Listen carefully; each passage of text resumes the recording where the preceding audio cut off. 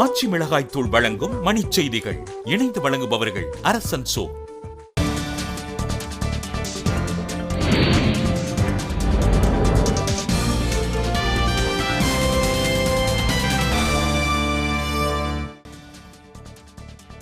சென்னை வண்டலூரில் தமிழக அரசியல் மாற்றத்திற்கான பாமக மாநில மாநாடு. தொண்டர்கள் வருகை அதிகரிப்பு.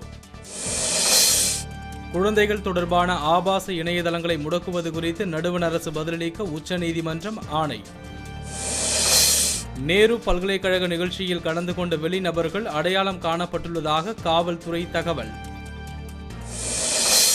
மதுரை போடி இடையிலான அகலப்பாதை திட்டத்துக்கு நிதி ஒதுக்காத நடுவண் அரசுக்கு தேனி மாவட்ட மக்கள் கண்டனம். கிருஷ்ணகிரி மாவட்டம் ஓசூர் அருகே அரசு பேருந்துகள் மோதிக்கொண்ட விபத்தில் 8 பேர் காயம்.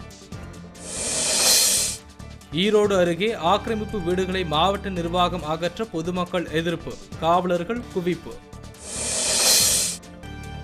கும்மிடிப்பூண்டி அருகே நந்தியம்பாக்கம் இருப்பு பாதையில் விரிசல். சரி செய்யும் பணிகள் தீவிரம்.